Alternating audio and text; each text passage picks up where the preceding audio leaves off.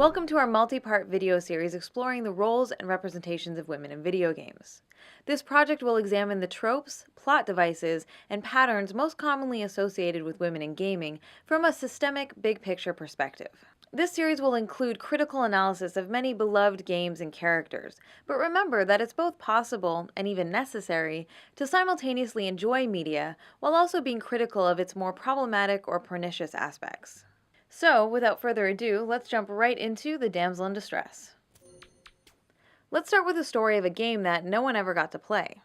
Back in 1999, game developer Rare was hard at work on a new original title for the Nintendo 64 called Dinosaur Planet. The game was to star a 16-year-old hero named Crystal as one of two playable protagonists.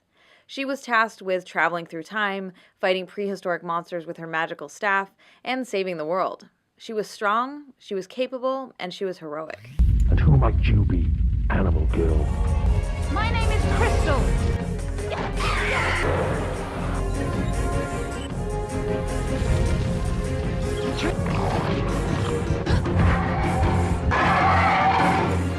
Pretty cool, right? Well, it would have been, except the game never got released.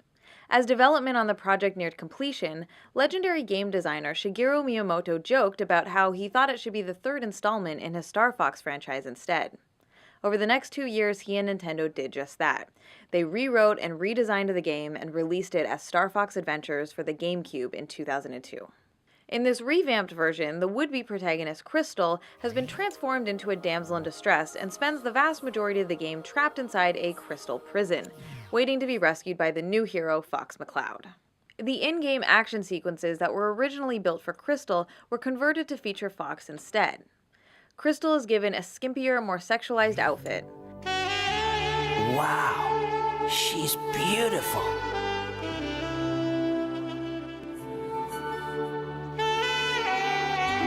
What am I doing?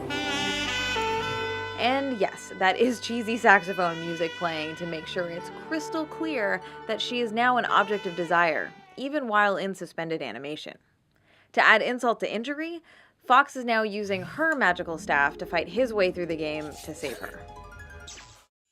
The tale of how Crystal went from protagonist of her own epic adventure to the passive victim in someone else's game illustrates how the damsel in distress trope disempowers female characters and robs them of the chance to be heroes in their own right. The term damsel in distress is a translation of the French demoiselle en détresse. Demoiselle simply means young lady, while détresse means roughly anxiety or despair caused by a sense of abandonment, helplessness, or danger. As a trope, the damsel in distress is a plot device in which a female character is placed in a perilous situation from which she cannot escape on her own and must be rescued by a male character, usually providing the core incentive or motivation for the protagonist's quest. In video games, this is most often accomplished via kidnapping, but it can also take the form of petrification or demon possession, for example. Traditionally, the woman in distress is a family member or love interest of the hero. Princesses, wives, girlfriends, and sisters are all commonly used to fill the role. Of course, the damsel in distress predates the invention of video games by several thousand years. The trope can be traced back to ancient Greek mythology with the tale of Perseus. According to the myth, Andromeda is about to be devoured by a sea monster after being chained naked to a rock as human sacrifice. Perseus slays the beast, rescues the princess, and then claims her as his wife. In the Middle Ages, the damsel in distress was a common feature in many medieval songs, legends, and fairy tales. The saving of a defenseless woman was often portrayed as the raison d'être, or reason for existence, in romance tales and poems of the era, involving a knight-errant, the wandering knight adventuring to prove his chivalry, prowess, and virtue. At the turn of the 20th century, victimized young women became the cliché of choice for the nascent American film industry, as it provided an easy and sensational plot device for the silver screen. A famous early example is the 1913 Keystone Cops short Barney Oldfield's Race for a Life, which features the now iconic scene of a woman being tied to the railroad tracks by an evil, mustache-twirling villain. Around the same time, the motif of a giant monkey carrying away a screaming woman began to gain widespread popularity in media of all kinds. Notably, Tarzan's love interest, Jane, is captured by a brutish primate in Edgar Rice Burroughs' 1912 pulp adventure, Tarzan and the Apes. In 1930, Walt Disney used this meme in an early Mickey Mouse cartoon called The Gorilla Mystery. The imagery was even exploited by the U.S. military in this recruitment poster for World War I. But it was in 1933 that two things happened, which 50 years later would set the stage for the damsel in distress trope to become a foundational element in video games as a medium. First, Paramount Pictures introduced their animated series Popeye the Sailor to cinema audiences. The formula for most shorts would involve Popeye rescuing a kidnapped olive oil. Second, in March of that year, RKO Pictures releases its groundbreaking hit film King Kong, in which a giant ape abducts a young woman and is eventually killed while trying to keep possession of her. Fast forward to 1981, when a Japanese company named Nintendo entrusted a young designer named Shigeru Miyamoto with the task of creating a new arcade game for the American market. Originally, the project was conceived of as a game starring Popeye the Sailor. But when Nintendo wasn't able to secure the rights, Miyamoto created his own characters to fill the void, heavily influenced by the movie King Kong. The game's hero Jumpman was tasked with rescuing a damsel named the Lady after she's carried off by a giant ape. In later versions, she's renamed Pauline. Although Donkey Kong is perhaps the most famous early arcade game to feature the damsel in distress, it wasn't the first time Miyamoto employed the trope. 2 years earlier, he had a hand in designing a 1979 arcade game called Sheriff. In it, a vague female-shaped collection of pixels, referred to as the Beauty, must be rescued from a pack of bandits. The hero is then rewarded with a smooch of victory for his bravery in the end. A few years later, Miyamoto recycled his Donkey Kong character designs. Pauline became the template for a new damsel named Princess Toadstool, and Jumpman became a certain very famous plumber.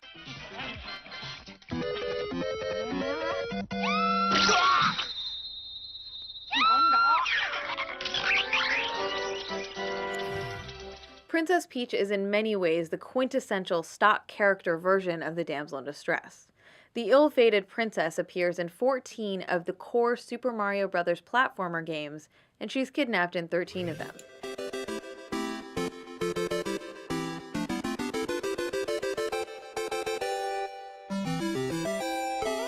The North American release of Super Mario Bros. 2 in 1988 remains the only game in the core series in which Peach is not kidnapped, and also the only game in which she's a playable character. Though it should be noted, it wasn't originally created to be a Mario game at all. The game was originally released in Japan under a completely different title called Yumi Kojo Doki Doki Panic, which roughly translates to Dream Factory Heart Pounding Panic.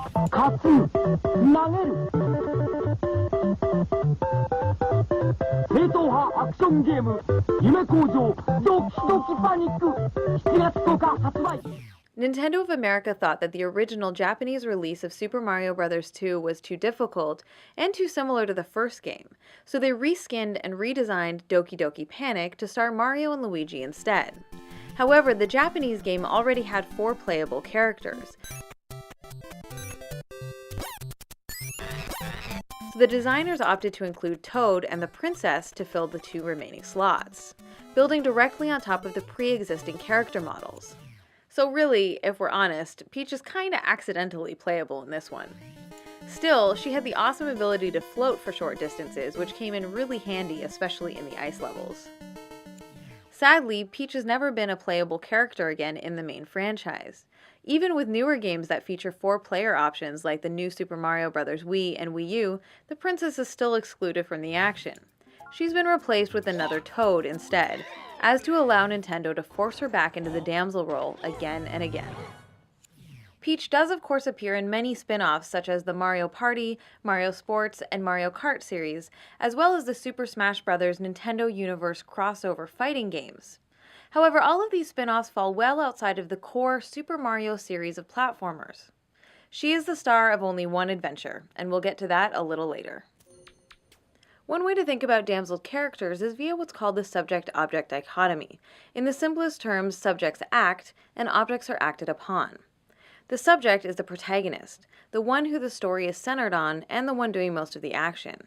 In video games, this is almost always the main playable character, and the one from whose perspective most of the story is seen. So the damsel trope typically makes men the subject of narratives, while relegating women to the role of object. This is a form of objectification because as objects, damseled women are being acted upon, most often becoming or reduced to a prize to be won, a treasure to be found, or a goal to be achieved. The brief intro sequence accompanying many classic arcade games tends to reinforce the framing of women as a possession that's been stolen from the protagonist.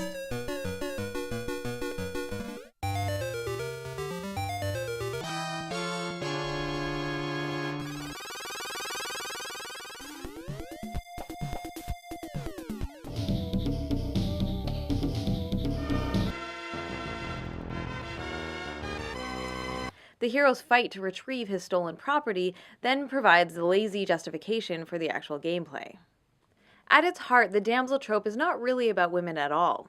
She simply becomes the central object in a competition between men, at least in its traditional incarnations. I've heard it said that in the game of patriarchy, women are not the opposing team, they are the ball. So for example, we can think of the Super Mario franchise as a grand game being played between Mario and Bowser, and Princess Peach's role is essentially that of the ball. Mario! The two men are tossing her back and forth over the course of the main series, each trying to keep and take possession of the damsel ball.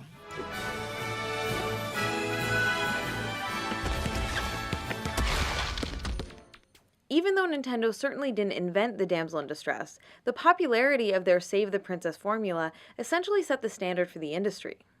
The trope quickly became the go-to motivational hook for developers, as it provided an easy way to tap into adolescent male power fantasies, in order to sell more games to young straight boys and men.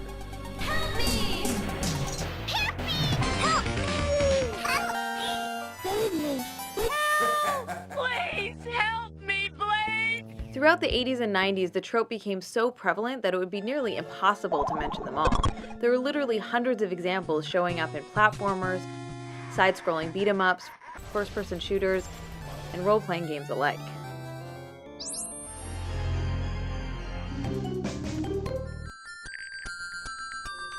Let's take a quick moment to clear up some common misconceptions about this trope. As a plot device, the damsel in distress is often grouped with other separate tropes, including the designated victim, the heroic rescue, and the smooch of victory. However, it's important to remember that these associated conventions are not necessarily a part of the damsel in distress trope itself. So the woman in question may or may not play the victim role for the entire game or series, while our brave hero may or may not be successful in his rescue attempt. All that is really required to fulfill the damsel in distress trope is for a female character to be reduced to a state of helplessness from which she requires rescuing by a typically male hero for the benefit of his story arc. This brings us to the other famous Nintendo princess. In 1986, Shigeru Miyamoto doubled down on his damsel in distress formula with the NES release of The Legend of Zelda. This was the first in what would become one of the most beloved action-adventure game franchises of all time. The Legend of Zelda continues. Find the crystals. Rescue the princess. Zelda 2, The Adventure of Link on Nintendo. Now you're playing with power. Over the course of more than a dozen games spanning a quarter century, all of the incarnations of Princess Zelda have been kidnapped, cursed, possessed, turned to stone, or otherwise disempowered at some point.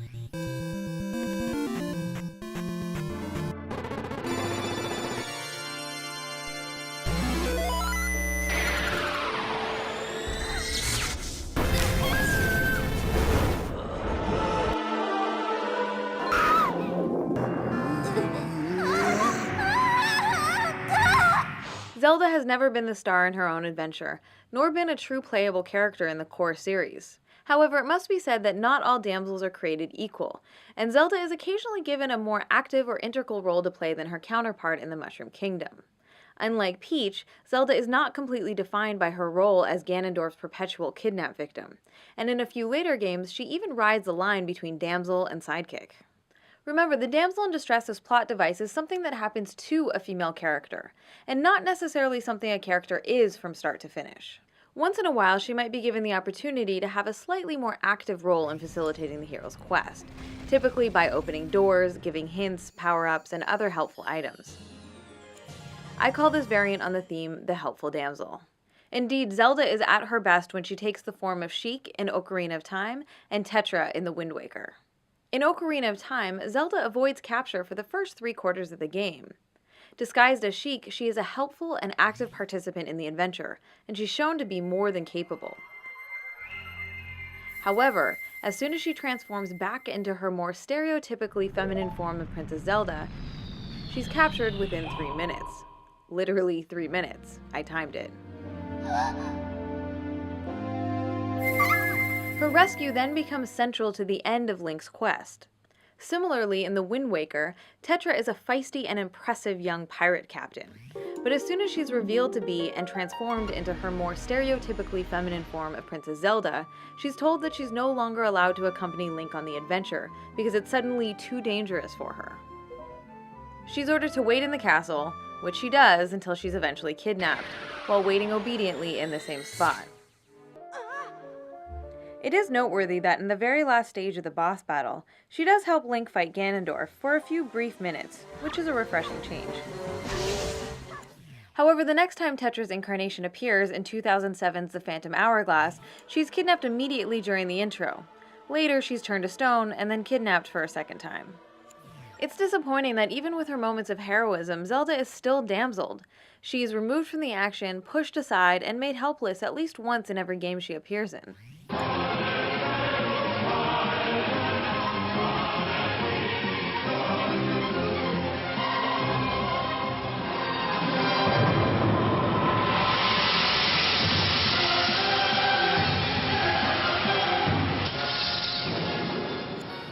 This brings us to one of the core reasons why the trope is so problematic and pernicious for women's representations. The damsel in distress is not just a synonym for weak. Instead, it works by ripping away the power from female characters, even helpful or seemingly capable ones. No matter what we're told about their magical abilities, skills, or strengths, they're still ultimately captured or otherwise incapacitated and then must wait for rescue. Distilled down to its essence, the plot device works by trading the disempowerment of female characters for the empowerment of male characters.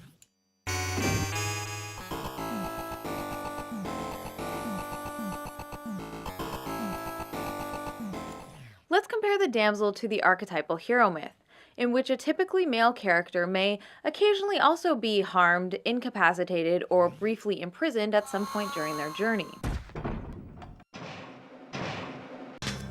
In these situations, the character relies on their intelligence, cunning, and skill to engineer their own escape. That's better. Or, just punching a hole in the prison wall works too. The point is, they're ultimately able to gain back their own freedom. In fact, that process of overcoming the ordeal is an important step in the protagonist's transformation into a heroic figure. A damseled woman, on the other hand, is shown as incapable of escaping the predicament on her own, and then must wait for a savior to come and do it for her. In this way, the damsel's ordeal is not her own. Instead, it's framed as a trial for the hero to overcome. Consequently, the trope robs women in peril from the opportunity of being the architects of their own escape, and therefore prevents them from becoming archetypal heroes themselves. Today, many old-school damsel games are being resurrected for modern platforms, services, and mobile devices, as publishers are in a rush to cash in on gaming nostalgia and capitalize on any recognizable characters from years gone by. For example, Sega's 1993 platformer Sonic CD, featuring a damseled Amy Rose, has been enhanced and made available for download on a wide variety of modern platforms. Jordan Mechner's famous Karateka and Prince of Persia games, originally released for the Apple II home computer in the 1980s, have both seen modern HD remakes.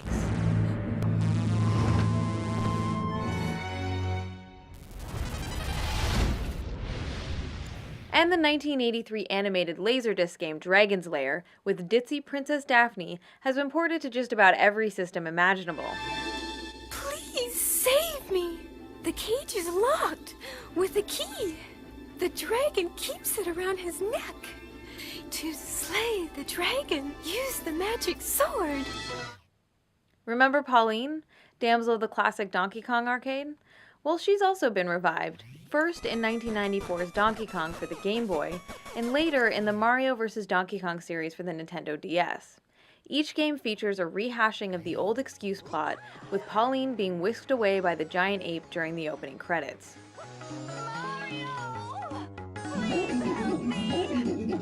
The now iconic opening seconds of the 1987 beat-em-up arcade game Double Dragon has Marion being punched in the stomach, thrown over the shoulder of a thug, and carried away. In several versions, her panties are clearly shown to the player while she's being abducted. The game has been remade, re-released, and ported to dozens of systems over the past 25 years, ensuring that Marion will be battered and damseled for each new generation to enjoy. Most recently, Double Dragon Neon in 2012 reintroduced new gamers to this regressive crap yet again, this time in full HD.